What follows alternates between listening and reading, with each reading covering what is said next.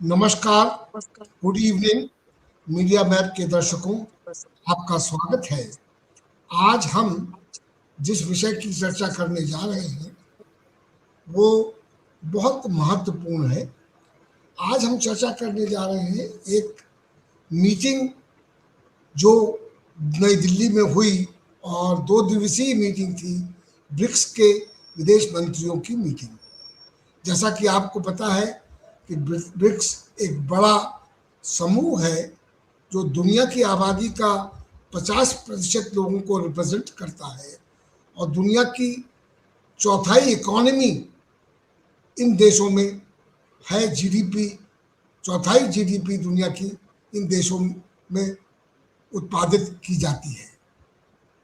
ये समूह एक बड़े संकट से गुजर रहा है, यहाँ तक कि कल जब विदेश मंत्रियों की मीटिंग समाप्त हुई तो कोई ज्वाइंट स्टेटमेंट इशू नहीं हो सका। कारण जो युद्ध की विभीषिका पश्चिम एशिया में चल रही है, ईरान पर जो हमला अमेरिका और इजराइल ने किया है, और आपको बताऊं कि ईरान हम इस समूह का सदस्य है और एक सदस्य पर हमले के बावजूद उसकी कोई चर्चा न कर पाना या आक्रमण की भर्त्सना न कर पाना एक बड़ी चुनौती इस समूह के सामने खड़ी होगी। देखिए, ये समूह शुरू हुआ 2006 में और इस समूह का सबसे बड़ा कारण था कि 1996 में जब रूस के जो विदेश मंत्री थे प्रिमाकॉव, और उस वक्त उन्होंने कहा कि जो चुनौतियां दुनिया के सामने खड़ी हो रही हैं, जो अमेरिका का एक यूनिपोलर वर्ल्ड क्रिएट करने के प्रयास चल रहे थे, उसको लेकर देशों के सामने बड़े संकट खड़े हो रहे थे।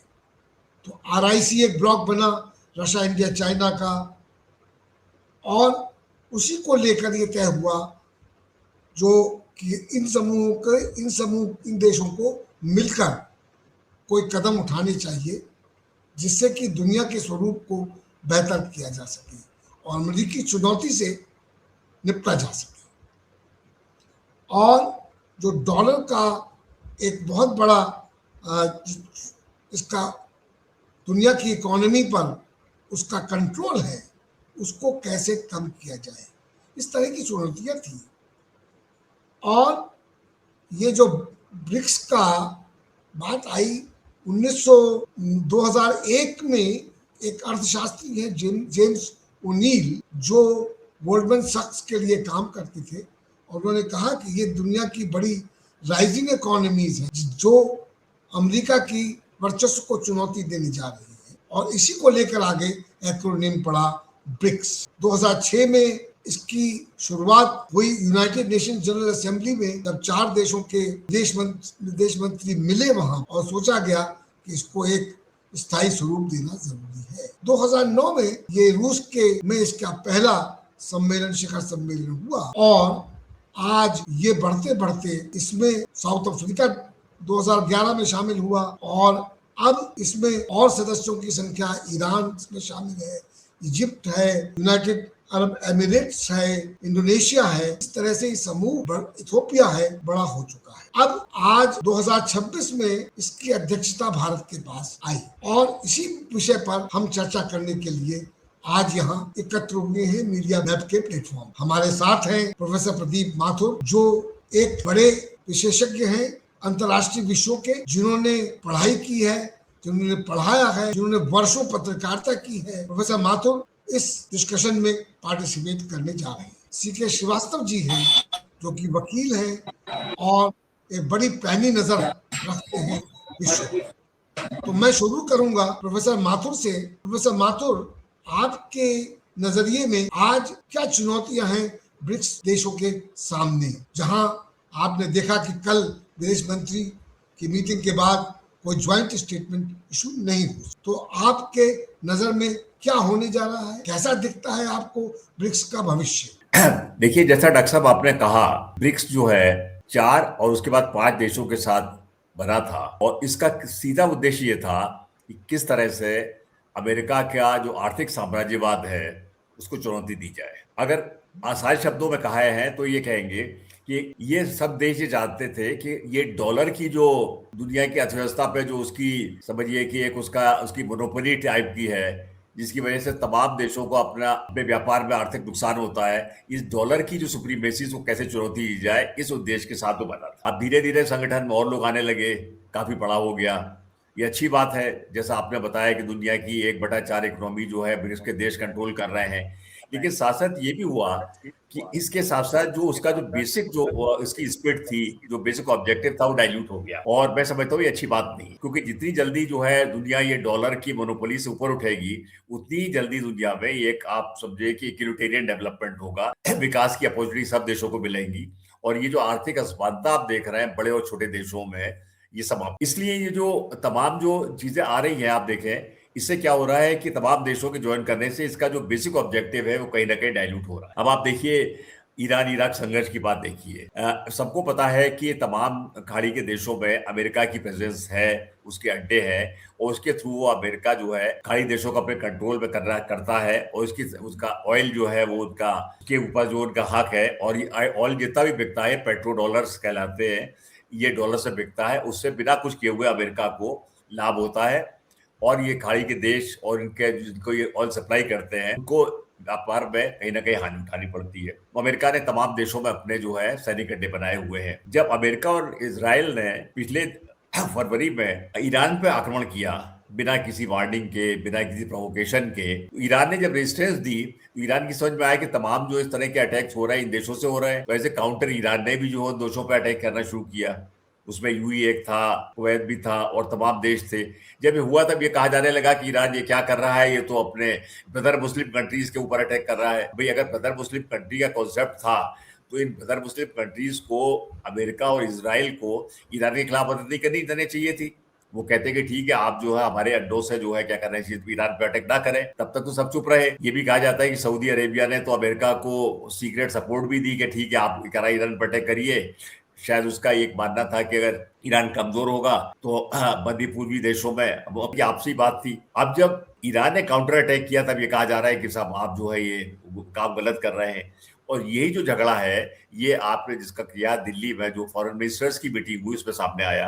अगर उससे पहले प्रोफेसर माथुर, मैं ये ईरान कहना ने था जी, मैं एक बात जिक्र करना चाहता हूँ, आपके संज्ञान में लाना चाहता हूँ कि ईरान ने पहले ही ब्रिक्स देशों से, और चूंकि इसकी अध्यक्षता भारत कर रही है, भारत से रिक्वेस्ट की कि आपको कोई चाहिए कि इसमें इंटरवीन करें और एक स्टेटमेंट इशू करें कि जो अमेरिका और इसराइल ने हमला किया है वो गलत है। आप देखें कि ईरान एक सदस्य है और भारत उसमें चुप रहा, भारत ने कोई स्टेटमेंट इशू नहीं मैं इस पे आ रहा था जो आप कह रहे हैं डॉक्टर साहब, मैं इसमें ये कह रहा था।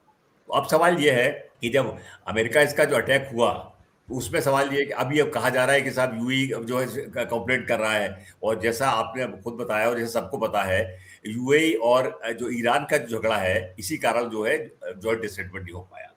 अब सवाल ये है कि इस सारे मामले में भारत की क्या भूमिका होनी। मैं समझता हूं कि as one of the original countries of BRICS जिन्होंने किया, बीआरआई के बाद भारत ही आता है, बीआर के बाद जो है, इसके साथ साथ जो है भारत को एक बड़ी प्रभावी भूमिका निभानी चाहिए थी। और भारत को करके इनको बताना चाहिए था कि नहीं, यूएई जो है यहाँ पर ठीक बात नहीं कर रहा है और इसको ऐसा करना चाहिए। लेकिन भारत ने ना जाने क्यों सारे सारे युद्ध में एक बहुत ही ज्यादा, एक समझिए, पैसिव और न्यूट्रल रोल प्ले किया, जो कि बड़ा ताज्जुब में था, क्योंकि हमारी मैं तो जो है इसको पश्चिमी एशिया के देशों प्रोफेसर से माथुर, पुरानी रही है। मैं इसको न्यूट्रल रोल आप कैसे कह सकते। युद्ध के 2 दिन पहले हमारे प्रधानमंत्री जी इजराइल जाते हैं और अभी फिर यूनाइटेड अरब एमिरेट्स जाते हैं। बिल्कुल क्लियर पार्टिसिपेशन लगता है कि हम भारत अमेरिका और इजराइल के साथ मिलकर चीजों को कंट्रोल करने की कोशिश कर रहा है। इस पर नहीं, आपकी आपकी क्या बात ठीक है ना सर, लेकिन उसमें तो ये कहते हैं ना कि हमें मालूम थोड़ी था कि ये 2 दिन बाद अटैक कर देंगे। जो जो प्रधानमंत्री और उनके जो जो उनकी ब्याह पे करते हैं, बात करते हैं, उनका कहना मालूम थोड़ी तक कर देगा। लेकिन ये सही बात है कि ये भारत को प्रोटेस्ट करना चाहिए था, खासतौर पे जब एक स्कूल में निर्दोष बच्चे मारे गए, तब तो भारत को कहना चाहिए था कि गलत है। उनके सुप्रीम लीडर का एक तरह से मर्डर हुआ, उसके बाद में भारत को बोलना चाहिए। तो भारत ने जो है इसमें, इसी पे कह रहा हूँ, बड़ा पैसिव किस्म का रोल प्ले किया। इस पैसिव किस्म का जो जिस पॉइंट पे मैं आना चाह रहा था, जहां मैं अपनी बात खत्म करना चाहता हूँ, इस पैसिव रोल के कारण ये है कि भारत के पास कोई ऐसी मॉरल अथॉरिटी नहीं थी जिसकी वजह से वो यूएई और ईरान पे जो है दबाव डाल करके कहता कि नहीं आपको जॉइंट स्टेटमेंट करना पड़ेगा, क्योंकि इतनी ज्यादा इंपॉर्टेंट मीटिंग है, ये बिना अगर जॉइंट स्टेटमेंट का हो जाती है तो लगता है कि इसका में कुछ हुआ ही नहीं, उसका सारा फोकस ही गड़बड़ हो जाता है। लेकिन भारत ने क्योंकि युद्ध में जो है एक मॉरल स्टांस नहीं लिया, एक उस तरह का रोल नहीं निभाया जैसा कि भारत जैसे कंट्रीज एक्सपेक्टेड था, इसलिए भारत के पास इतना मॉरल राइट ही नहीं रहा कि इनको कर दे। और मैं समझता हूँ कि इस दृष्टि से देखा जाए तो मुझे ये कहने में कोई संकोच नहीं है कि मीटिंग हमारी जो है सफल नहीं हो पाई। और इसका सफल न होने के ये भी है कि जो सबमिट हम करने वाले हैं ब्रिक्स की, मैं समझता हूँ कि वो कैसी होगी, क्या होगी, इस पर भी एक प्रश्न चिन्ह लग गया। मिस्टर माथुर ने एक महत्वपूर्ण बात कही कि एक प्रश्न चिन्ह लग गया। अब देखिए, इसकी शुरुआत, इससे पहले कि मैं श्रीवास्तव जी के पास आऊं, एक बात मैं बताना चाहता हूं कि जैसे कि अब की बार अध्यक्षता भारत के पास है। 2021 में 13वीं जब शिखर सम्मेलन हुआ था, क्योंकि वर्चुअल करना पड़ा था कोविड के चलते, उस वक्त भी अध्यक्षता भारत के पास। 2021 में प्रधानमंत्री जी ने, मोदी जी ने अपने वक्तव्य में ये कहा कोविड की जांच होनी चाहिए वर्ल्ड हेल्थ ऑर्गेनाइजेशन में कि वो कहां से उसका उद्गम हुआ था। वो मतलब इशारा था कि चाइना की तरफ। और उसके बाद जब जी जिनपिंग बोलने आए तो उन्होंने कहा कि पॉलिटिसाइजेशन इस इशू का नहीं होना। देखिए, तब से लग रहा है कि हम किसके लिए, किसके इशारे पर काम करने लगते हैं और उससे सदस्य देशों में एक भ्रांति पैदा होती है। श्रीवास्तव जी, मैं आपसे जानना चाहूंगा कि आपका इसके बारे में क्या कहना है। नमस्कार मिश्रा जी।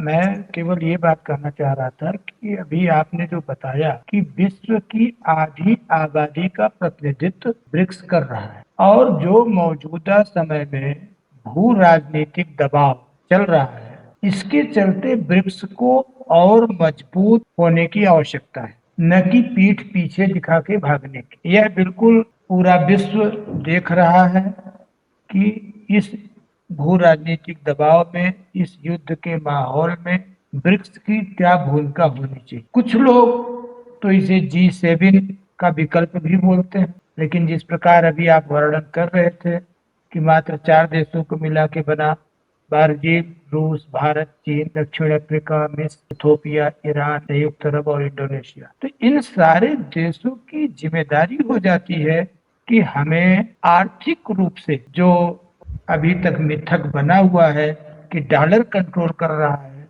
तो हमें डॉलर के मुकाबले डॉलर विरोधी प्रयासों को भी आगे बढ़ाना चाहिए।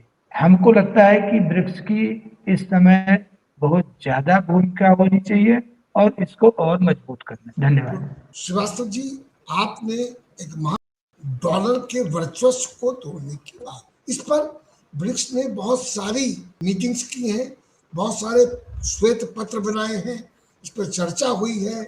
हम ब्रिक्स ने अपना बैंक स्टैब्लिश किया, ब्रिक्स ने रिजर्व स्टैब्लिश किए, उस तरफ काफी कुछ प्रगति हो रही है। पर जब राजनीति इन विषयों को के ऊपर हावी हो जाती है तो इस प्रकार के संकट पैदा हो। अब देखिए आप कि अमेरिका के राष्ट्रपति डोनाल्ड ट्रंप ब्रिक्स को कैसा समूह मानते हैं जो अमेरिका के खिलाफ था। और आप मजा देखें, जब आज इस संकट के सामने ईरान में जो हमला हुआ उसको सामने करने के लिए जब ब्रिक्स सामने आई मीटिंग, तो ब्रिक्स में अजीब किस्म की खलबलाहट पैदा हो गई, क्योंकि वहां यूनाइटेड अरब एमिरेट्स भी था और ईरान भी थे। हमको मध्यस्थता करनी चाहिए। ईरान बार बार कह रहा है कि भारत मध्यस्थता कर सकता है, और हुआ क्या कि मध्यस्थता करने के लिए पाकिस्तान खड़ा। तो देखिए, ब्रिक्स जो एक बड़ी चुनौती अमेरिका के लिए है, और अमेरिका नहीं चाहता है कि ब्रिक्स सफल हो। मैं प्रोफेसर माथुर से पूछना चाहूंगा, अमेरिका को आप किस नजर से देखते हैं? ब्रिक्स को क्यों वो अपोज कर रहा है?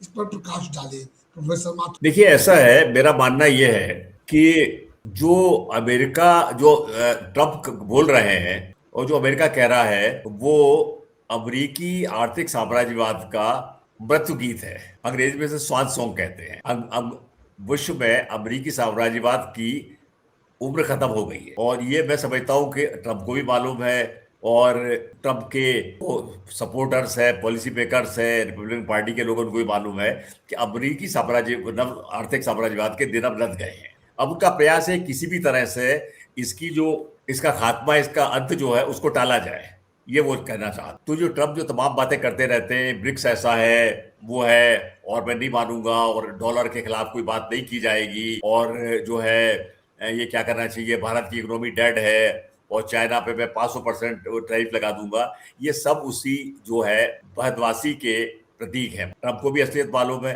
कि अमरीकी डॉलर जो है कमजोर हो गया है, तो दुनिया के और तमाम कंट्रीज आ गए हैं। और एक बात जो मैं आज मित्रों से कह रहा था दिन में, ये है कि ये ईरान और अमेरिका और इजराइल के युद्ध के बीच में जिस एक बात पे ध्यान नहीं गया किसी का, वो ये कि दुनिया में अमेरिकी आर्थिक साम्राज्यवाद को एक बहुत बड़ी चुनौती जो है कनाडा ने दी है, जो उनका पड़ोसी देश है, जो उनके साथ इकोनॉमी बिल्कुल इंटर लिविंग्स थी। और हमारे ट्रम्प साहब जो है वो तो इतना कहते थे कि कनाडा, कहते हैं कि अमेरिका का एक प्रोविंस हो जाएगा, और कनाडा के जो प्रधानमंत्री वो गवर्नर है, इस तरह का मजाक करते थे। तो खैर, कहने का मतलब यह है कि जो पूरे जो बात जो आप कह रहे थे कि अमेरिका क्यों परेशान है, क्यों इस तरह की बातें कर रहा है, इसकी वजह यह कि अमेरिका को मालूम है कि उसके दिन अब लग गए हैं और विश्व की जो इकोनॉमी पे जो उसकी मोनोपोली थी वो खत्म हो रही है धीरे धीरे। प्रोफेसर माथुर, यहाँ एक सवाल खड़ा होता है, एक जी। सवाल, रोचक सवाल खड़ा होता है, वो मैं आपसे जानना चाहूंगा कि जब जानते हुए,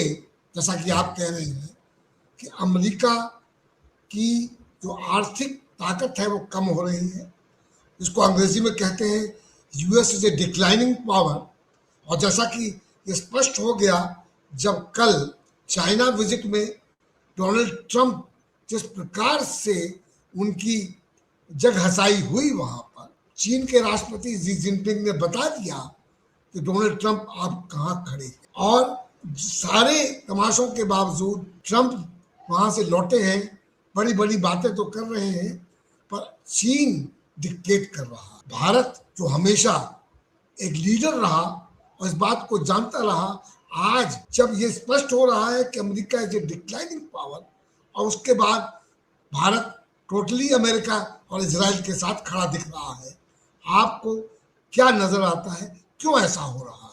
मैं इसे भारत की विदेश नीति की बहुत बड़ी असफलता मानता हूँ। ये इसलिए भी गलत है कि भारत के ईरान के साथ बहुत ही पुराने संबंध है। ये संबंध आधुनिक युग के नहीं है।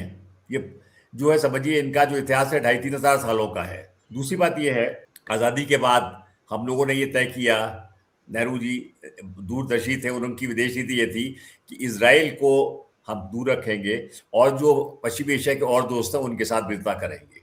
इस मित्रता के उसमें जो ईरान जो है बहुत एक अहम चीज था।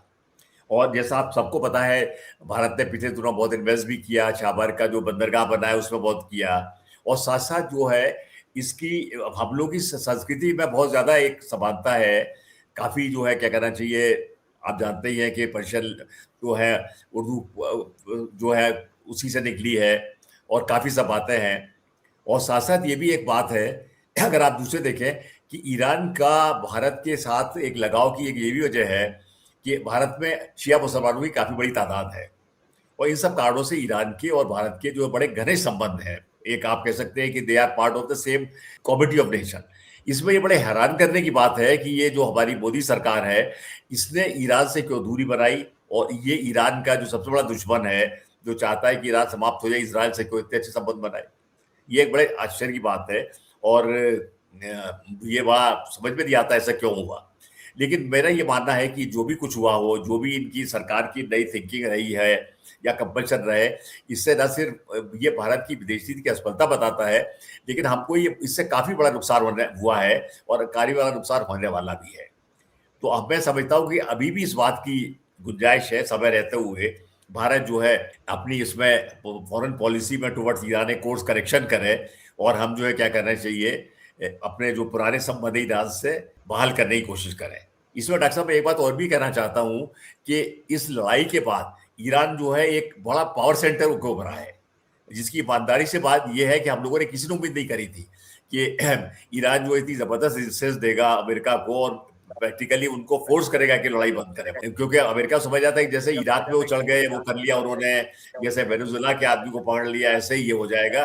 और जैसे ही वो वहां के सुप्रीम लीडर को मारेंगे तो वहां पर रिवोल्ट होगा और लोग बड़ी तारीफ करेंगे कि अमेरिका ने वहां डेमोक्रेसी बहाल कर दी।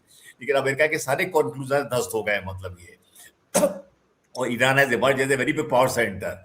और ये मैं समझता हूँ भारत के लिए बड़ा अच्छा है, क्योंकि अगर कोई और देश जो है अमेरिका को चैलेंज कर सकता है तो अमेरिका की जो भी रिस्ट्रिक्शंस है, प्रॉब्लम वो है, उनके जो दादागिर्दी है इन रिलेशन टू इंडिया, वो कमजोर होगी। इसलिए भारत की विदेश नीति जो है क्यों ऐसा डायरेक्शन ले रही है, ये मेरी समझ के परे है। श्रीवास्तव जी, मैं आपसे जानना चाहूंगा कि ऐसा क्यों हो रहा है कि हम आज इतने वर्षों बाद जब हम आर्थिक रूप से कहीं ज्यादा संपन्न हैं, तब हमारी दृष्टि में अंधकार आ गया है, हम देख नहीं पा रहे हैं और हम जियोनिस्ट कैंप को ज्वाइन कर लिया है, ऐसा लगता है।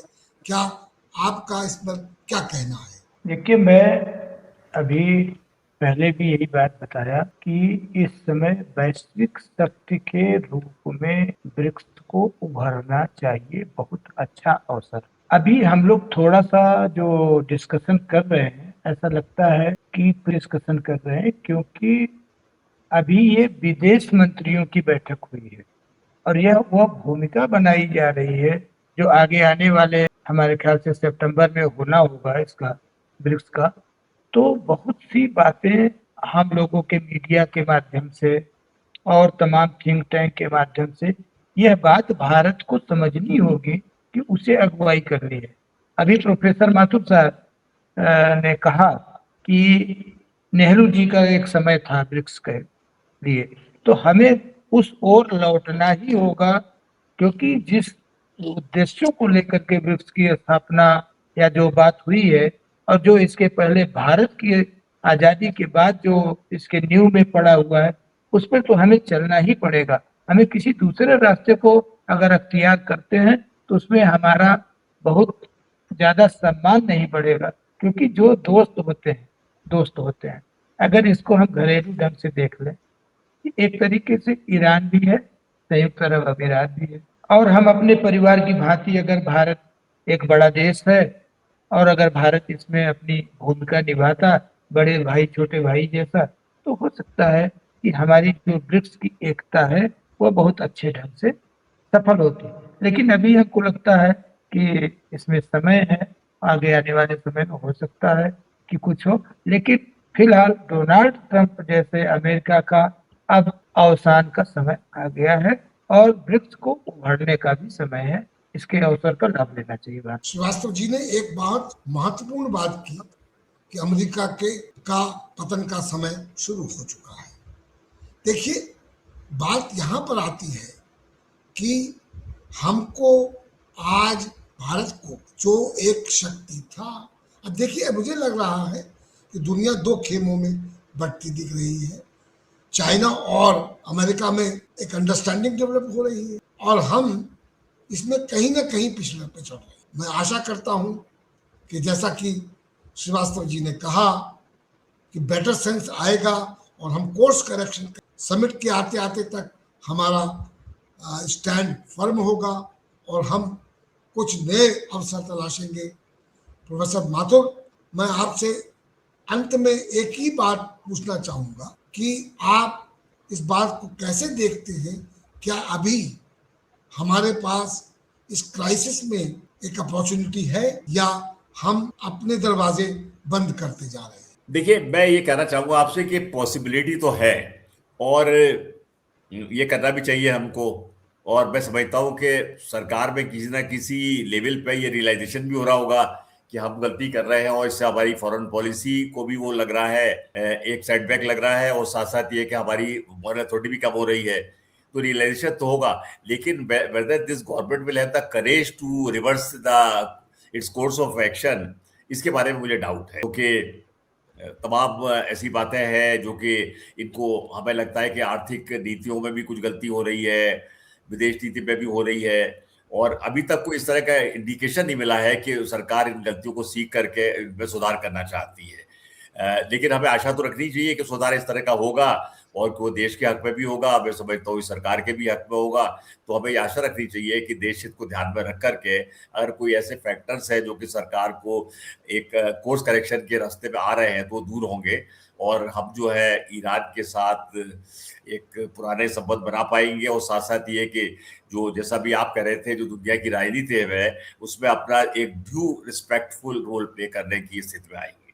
धन्यवाद। प्रोफेसर माथुर के इन आशावान शब्दों के साथ हम इस कार्यक्रम को यहीं समाप्त करते हैं। मुझे लगता है कि आप लोगों को इसमें कुछ जानकारी मिली होगी, और अगर मिली है तो इसको अप्रिशिएट करें, इसको सब्सक्राइब करें, हमारे कार्यक्रम को, हमारे मीडिया मैप चैनल को कमेंट करें और बताएं कि आपको कैसा लगा। आज के लिए इतना ही। नमस्कार, गुड इवनिंग।